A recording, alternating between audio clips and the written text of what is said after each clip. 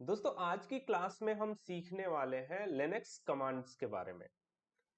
दोस्तों अगर आप किसी कंपनी में जॉब करने के लिए जाते हो, चाहे कोई भी कंपनी हो, उसमें विंडोज मशीन बहुत ही कम यूज किया जाता है। मोस्टली हमें लिनक्स मशीन यूज करना होता है एज अ डेटा इंजीनियर या फिर एज अ डेटा एनालिस्ट।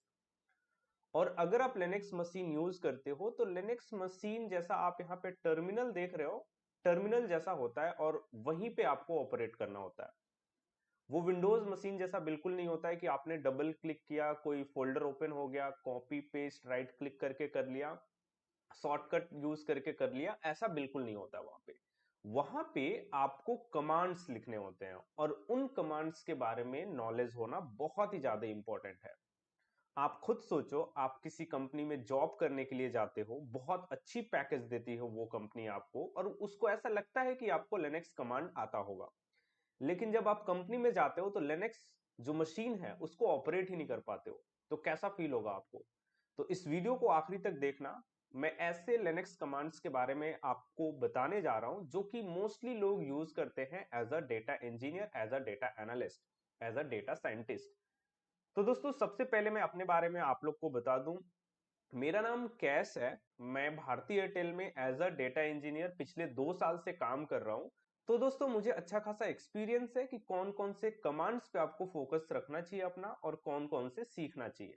दोस्तों कमांड्स के बारे में बताने से पहले सबसे पहले मैं आपको बता देना चाहता हूं, मैं इस ट्यूटोरियल में गूगल सेल यूज कर रहा हूं, जो कि क्लाउड का एक्सेल है, फ्रीली अवेलेबल है, आप लोग भी यूज कर सकते हो।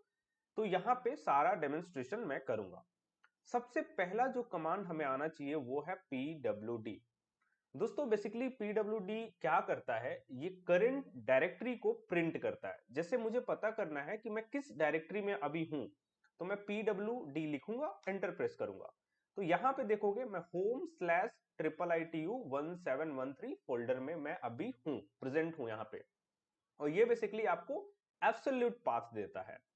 दोस्तों अगर हम बात करें लिनक्स के बारे में, तो लिनक्स का जो रूट होता है वो बेस डायरेक्टरी होता है, बेस होता है लिनक्स सिस्टम का, जिसे हम फॉरवर्ड स्लैश से डिनोट करते हैं।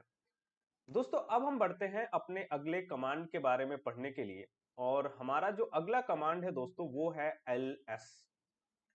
बेसिकली दोस्तों जब हम लिनक्स में काम कर रहे होते हैं तो हमें फाइल्स नहीं दिखती हैं, हमें फोल्डर्स नहीं दिखते हैं, हमें बस एक लाइन दिखता है जिसमें आप कुछ कमांड लिख सकते हो। जैसे मैंने यहाँ पे ls लिखा हुआ था।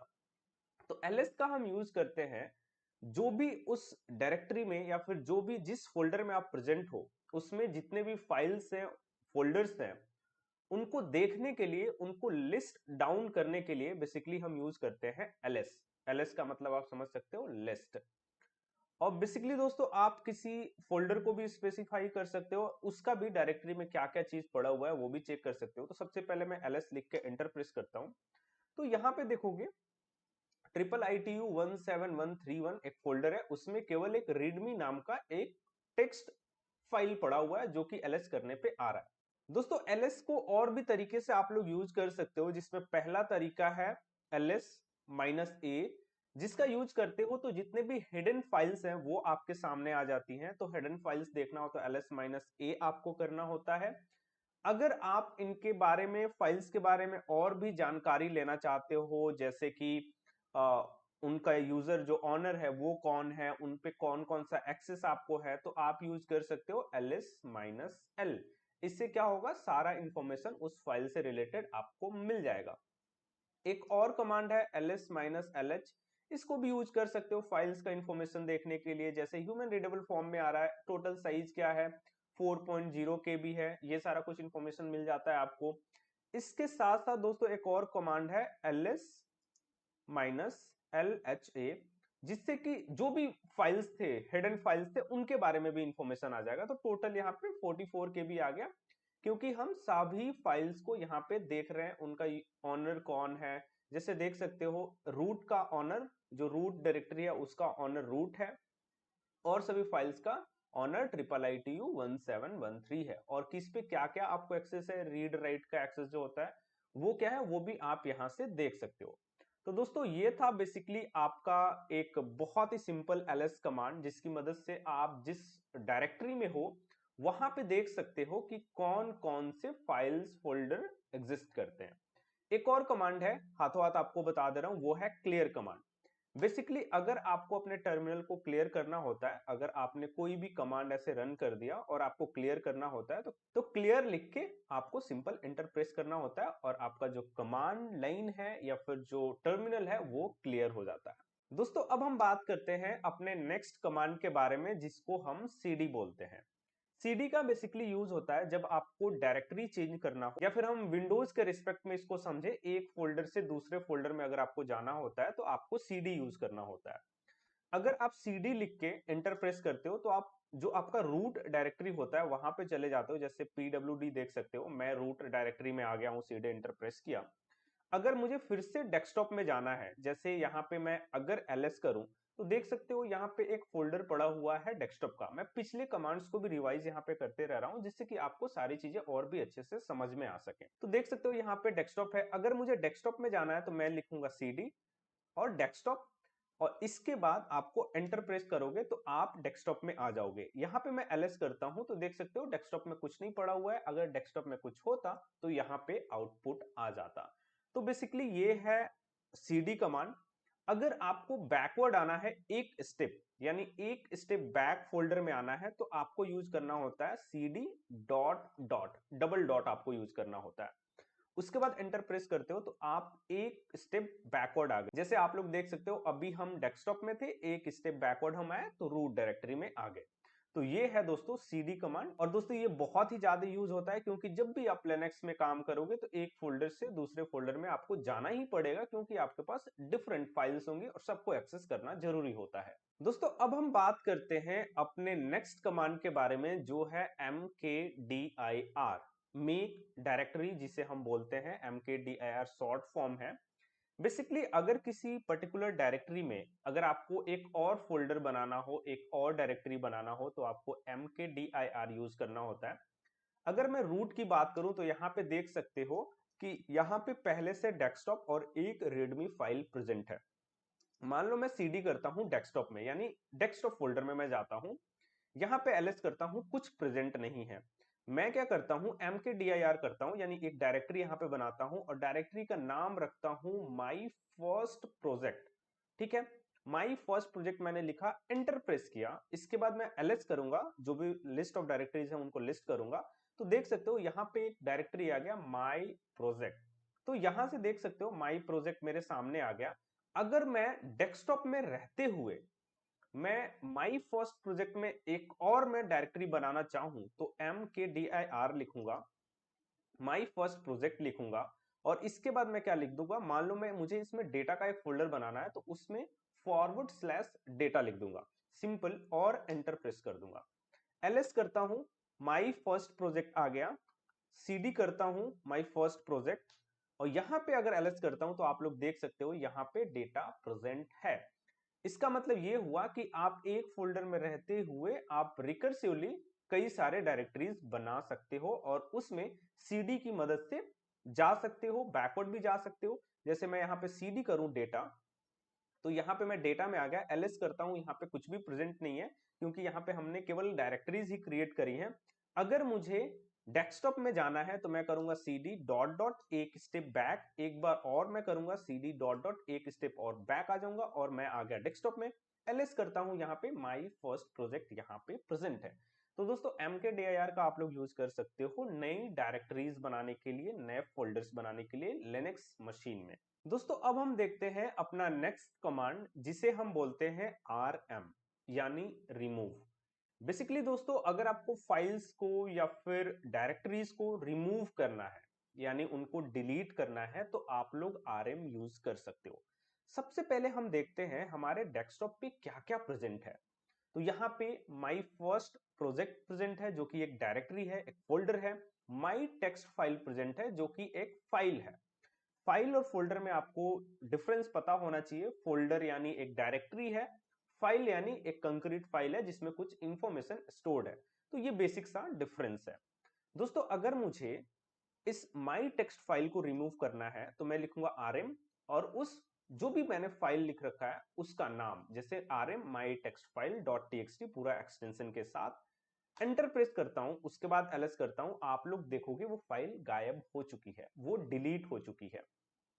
दोस्तों आरएम का हम लोग यूज कर सकते हैं डायरेक्टरीज को भी डिलीट करने में, लेकिन एक चीज आप लोग ध्यान में रखना, अगर आप रिकर्सिवली डायरेक्टरीज को डिलीट करना चाह रहे हो, जैसे यहाँ पे जो माई फर्स्ट प्रोजेक्ट है इसके अंदर भी एक डायरेक्टरी है, अगर आप रिकर्सिवली सभी डायरेक्टरीज को डिलीट करना चाहते हो, जैसे एक डायरेक्टरी है फिर उसके अंदर डायरेक्टरी है फिर उसके अंदर डायरेक्टरी है, तो आपको क्या करना होता है, आरएम माइनस आर लिखना होता है। जैसे मैं अगर आपको यहाँ पे विजुअल्स में दिखाऊं, तो ये जो माई फर्स्ट प्रोजेक्ट है इसके अंदर डेटा भी है, अगर मैं केवल आरएम माइनस या फिर हाइफन माई फर्स्ट प्रोजेक्ट करूं तो यहाँ पे आपको एरर आएगा। एरर ये आएगा कि माई फर्स्ट प्रोजेक्ट एक डायरेक्टरी है, तो आपको क्या यूज करना है, RM minus R my first project.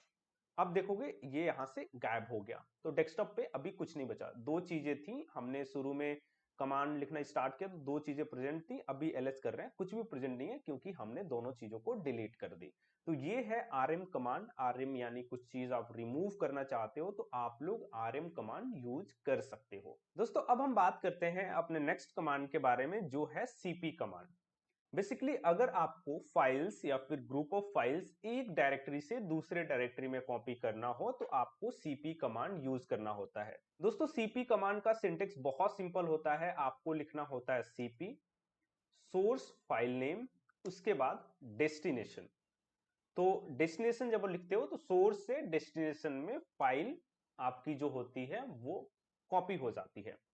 जैसे मैं आपको एग्जांपल के तौर पे समझाऊं, यहाँ पे ls करके देखते हैं, यहाँ पे माई txt फाइल यहाँ पे प्रेजेंट है, जिसको मैं माई फर्स्ट प्रोजेक्ट में एक और डेटा फोल्डर है उसके अंदर कॉपी करना चाहता हूं। जैसे देख सकते हो डेटा के अंदर अभी कुछ नहीं है, जैसे मैं अगर cd करके जाता हूं, cd माई फर्स्ट प्रोजेक्ट, और यहाँ पे डेटा में जाता हूं, ls करता हूं, देखते हो यहाँ पे कुछ प्रेजेंट नहीं है। लेकिन अभी मैं क्या करना चाहता हूं, मैं माई टेक्सटी फाइल को यहाँ पे कॉपी करना चाहता हूं। तो सबसे पहले मैं जाता हूं डेस्कटॉप पे, और यहाँ पे देख सकते हो ls करके यहाँ पे माई टेक्सटी फाइल है, मैं लिखता हूं cp माई टेक्सटी फाइल यहाँ पे देता हूं, जो मेरा सोर्स है। डेस्टिनेशन क्या है, माई फर्स्ट प्रोजेक्ट है, इसके अंदर डेटा है। इसके बाद मैं एंटर प्रेजेंट करता हूं, तो यहाँ पे देखोगे माई टेक्सटी फाइल डेस्कटॉप पे भी प्रेजेंट है, क्योंकि हम कॉपी कर रहे हैं तो वहां पे भी प्रेजेंट रहेगा। अब मैं जाता हूं cd करके my first project, then data में जाता हूं और यहाँ पे ls करता हूं, तो देख सकते हो यहाँ पे माई टेक्सटी फाइल आ चुकी है। तो cp कमांड की मदद से दोस्तों आप लोग एक फाइल या फिर ग्रुप ऑफ फाइल्स एक डायरेक्टरी से दूसरे डायरेक्टरी में बहुत आसानी से कॉपी कर सकते हो। दोस्तों अब हम बात करते हैं मूव कमांड के बारे में। अभी हमने बात किया एक फाइल या फिर ग्रुप ऑफ फाइल्स को एक जगह से दूसरे जगह पे कॉपी करने के लिए हम सीपी कमांड यूज करते हैं, सेम उसी तरीके से फाइल्स को मूव करने के लिए हम एमवी कमांड यूज करते हैं। तो यहाँ पे देख सकते हो माई फर्स्ट प्रोजेक्ट डेटा में एक पहले से फाइल प्रेजेंट है, मैं इसको क्या करता हूँ, रिमूव करता हूँ। रिमूव करने के लिए मैं आरएम कमांड यूज करूंगा और एंटर प्रेस करूंगा, यहाँ पे देख सकते हो ये रिमूव हो गया। अब मैं जाता हूं डेस्कटॉप पे cd डॉट डॉट करके, ये सारी चीजें आप ध्यान देते रहो, मैंने पहले ही सारे कमांड्स आपको बता दिए हैं। यहाँ पे मैं ls करता हूं तो देख सकते हो माई टेक्सटी फाइल यहाँ पे प्रेजेंट है, इसको मैं मूव करना चाहता हूं, तो मैं लिखूंगा मूव। और सिंटेक्स कॉपी कमांड जैसी है, सबसे पहले आपको देना होता है अपना सोर्स, तो मेरा सोर्स ये है, डेस्टिनेशन है मेरा माई फर्स्ट प्रोजेक्ट, उसके अंदर डेटा। मैं एंटर प्रेस करता हूं, यहां पे देखोगे जो मेरा डेस्कटॉप है, डेस्कटॉप से वो जो टेक्सटी फाइल थी वो हट गई है, मूव हो गई है। अब हम जाते हैं cd my first project, data में आते हैं my first project, sorry cd my first project, then data, इसमें आते हैं ls करते हैं, देख सकते हो यहाँ पे माई टेक्सटी फाइल आ चुकी है, मतलब डेस्कटॉप से ये मूव होके डेटा फोल्डर में आ गई। एक और चीज दोस्तों, मूव कमांड का हम यूज कर सकते हैं फाइल को रीनेम करने में। जैसे आपके पास एक फाइल है और आप चाहते हो कि इसको रीनेम करके इसको दूसरा नाम दे दो, तो आप लोग इसका यूज कर सकते हो। इसका यूज हम कैसे करेंगे वो देख लेते हैं। यहाँ पे देख सकते हो एक फाइल है माई टेक्सटी फाइल, मैं लिखता हूं मूव और इसके बाद मैं लिखता हूं माई टेक्सटी फाइल उसके बाद एक मैं इसको नया नाम देता हूं, जैसे माई टेक्स्ट फाइल, और इसमें मैं रीनेम कर देता हूं कि रीनेम्ड यहां पे पता लग सके। मैं यहां पे रीनेम किया, एंटर प्रेस किया, यहाँ पे एलएस किया, देखोगे कि यहाँ पे जो फाइल है वो रीनेम हो चुकी है, लाइक उसका नाम चेंज हो चुका है। पहले हम एलएस कर रहे थे तो माई टेक्स्ट फाइल आ रहा था, अभी माई टेक्स्ट फाइल रीनेम्ड आ रहा है। तो मूव कमांड का आप यूज फाइल्स को रीनेम करने के लिए भी कर सकते हो बहुत आसानी से। दोस्तों अब हम बात करते हैं अपने नेक्स्ट कमांड के बारे में, जो है कैट कमांड। कैट कमांड बहुत बार यूज होता है और बहुत ही पॉपुलर कमांड है। बेसिकली कैट कमांड क्यों यूज होता है, उससे पहले मैं यहाँ पे एलएस करता हूँ। एलएस करने पे देख सकते हो यहाँ पे एक रीडमी टेक्स्ट फाइल है।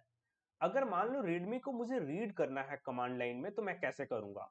उसके लिए आप लोग यूज कर सकते हो कैट कमांड, कैट रीडमी। मैं यहाँ पे फाइल का नाम लिखता हूँ, एंटर प्रेस करता हूँ, तो देख सकते हो मेरे सामने इसका जो भी डेटा है वो मेरे सामने आ गया और मैं इसको रीड कर सकता हूँ। तो बेसिकली कैट कमांड का यूज होता है कोई भी फाइल है उसको रीड करने के लिए, उसका डेटा डिस्प्ले करने के लिए। अभी मैं इसको यहां से क्लियर करता हूं।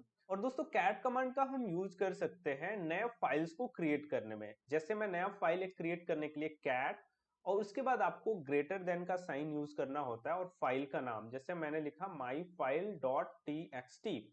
मैं यहाँ पे एंटर करता हूं तो यहाँ पे आपको डेटा देना होगा, जैसे हाई आई एम कैश। यहां मैंने इसको डेटा दिया, और मुझे इसके बाद कंट्रोल डी प्रेस करना होता है, कंट्रोल प्लस डी एक साथ, कंट्रोल डी। मैं इसको यहाँ पे प्रेस करता हूं, कंट्रोल डी प्रेस करता हूं, तो देख सकते हो ये फाइल सेव हो गई है। मैं यहाँ पे 2 बार एंटर करता हूं और कैट करके माई फाइल में देखना चाह रहा हूं कि माई फाइल में क्या डेटा है। कैट करता हूं तो देख सकते हो यहाँ पे हाई आई एम कैश का डेटा पड़ा हुआ है। यहाँ पे नेक्स्ट लाइन लास्ट में नहीं है, इसलिए नेक्स्ट लाइन नहीं आ रहा है। तो यहाँ पे आप देख सकते हो कैट की मदद से हम नए फाइल्स भी क्रिएट कर सकते हैं, और कैट की मदद से हम फाइल्स में जो डेटा है उनको भी डिस्प्ले कर सकते हैं। दोस्तों कैट का हम यूज एस्ट्रिक्स के साथ भी यूज कर सकते हैं। जैसे अगर मैं यहाँ पे एलएस करता हूं तो देख सकते हो माई फाइल भी है, रीडमी फाइल भी है, दोनों टेक्स्ट फाइल है। अगर मान लो एक डायरेक्टरी में बहुत सारे टेक्स्ट फाइल है और सबको मैं रीड करना चाहता हूं, तो कैसे करूंगा? मैं लिखूंगा कैट और एस्ट्रिक्स यहाँ पे लगाऊंगा डॉट टी एक्सटेंशन। जो भी एक्सटेंशन आपको रीड करना है वहां पे एक्सटेंशन दे दोगे। एस्ट्रिक्स का मतलब वो किसी भी नाम से रिप्लेस हो सकता है। एंटर प्रेस करता हूं, देख सकते हो पहले high I am cash read हुआ है, उसके बाद जो नेक्स्ट फाइल है वो रीड हुई है यहाँ पे। तो ऐसे करके आप ग्रुप ऑफ फाइल्स को भी एक साथ रीड कर सकते हो कैट की मदद से।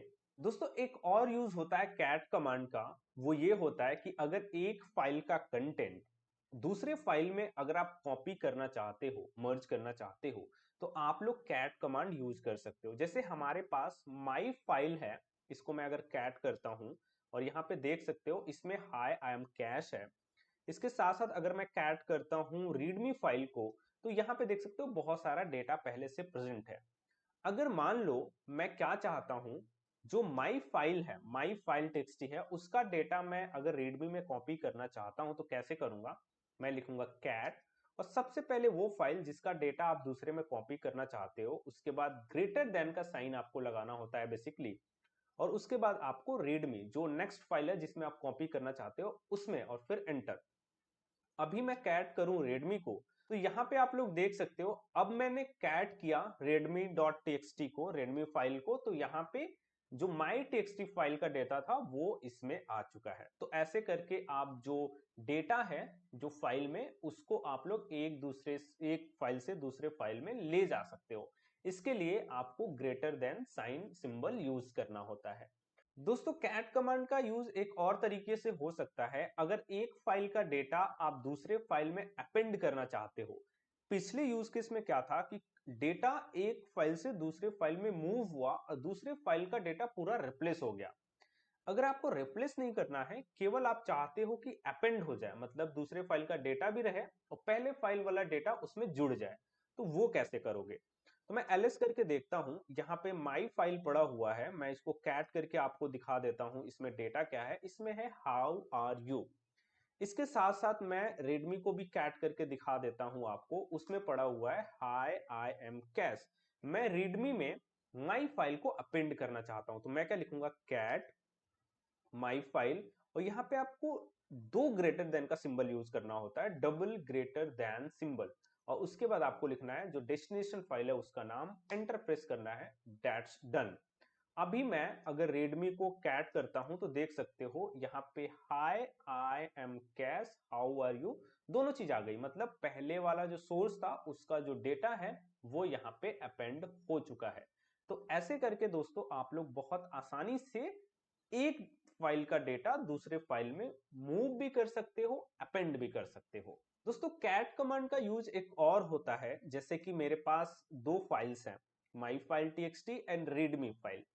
मैं चाहता हूं कि इन दोनों को कंकैटिनेट करके एक तीसरी फाइल बना दूं, एक तीसरा फाइल बना दूं, तो मैं क्या लिखूंगा, कैट, और इसके बाद माई फाइल, पहला फाइल मेरा हो गया, या फिर जितनी भी फाइल्स हो सबका नाम लिखोगे यहाँ पे, और उसके बाद दो ग्रेटर देन का सिंबल यूज करोगे आप यहाँ पे, और डेस्टिनेशन जिसमें आप मर्ज करके कंकैटिनेट करके लिखना चाहते हो सारा डेटा, उसको मैं लिखता हूं, तो यहाँ पे कॉनकैट फाइल लिख दे रहा हूं, कॉनकैट फाइल डॉट टीएक्सटी, और एंटर प्रेस कर रहा हूं। और उसके बाद अगर मैं कैट करता हूं कॉनकैट को, तो देखोगे सारा डेटा यहाँ पे आ गया है, लाइक हाउ आर यू ये था डेटा, आई एम कैश, फिर हाउ आर यू ये डेटा हो गया, दोनों फाइल कंकैटिनेशन हो गया दोनों का, और आउटपुट इसमें आ गया। तो ऐसे करके आप कंकैटिनेशन भी कर सकते हो कैट जो कमांड है उसकी मदद से। दोस्तों अब हम बात करते हैं अपने नेक्स्ट कमांड के बारे में, जिसे हम बोलते हैं DU, disk usage. Disk usage का मतलब ये होता है कि आपके डिस्क के बारे में वो इंफॉर्मेशन देता है कि कितना स्पेस बचा हुआ है, कितना यूज्ड है, फाइल्स का स्पेस क्या है, डायरेक्टरी का स्पेस क्या है, यानी स्टोरेज कितना उन्होंने ले रखा है, वो सारा कुछ आता है। तो DU कमांड लेके मैं एंटर करता हूं, तो यहाँ पे बहुत सारी इंफॉर्मेशन आपको आ जाएंगे जो कि ह्यूमन रीडेबल नहीं है। इससे आपको इंफॉर्मेशन तो मिल रहा है लेकिन आप समझ नहीं पाओगे। इसके लिए आपको क्या करना होता है, DU के साथ -H यूज करना होता है, -H यानी ह्यूमन रीडेबल। इसके साथ देख सकते हो अब जो साइज है वो अच्छे से लिखा हुआ है, लाइक 8 KB, ऐसे आप नीचे स्क्रॉल करते हो तो डेस्कटॉप की साइज है 16 KB, यहाँ पे माई फर्स्ट प्रोजेक्ट की साइज है 12 KB। तो ऐसे आप लोग देख सकते हो कि आप जो भी आपने डायरेक्टरीज बना रखी हैं, फाइल्स बना रखी हैं, उनका स्पेस कितना है, उन्होंने कितना स्पेस ले रखा है। ह्यूमन रीडेबल फॉर्मेट में आप DU-H की मदद से देख सकते हो। तो ये रहा दोस्तों अपना कमांड DU यानी डिस्क यूसेज।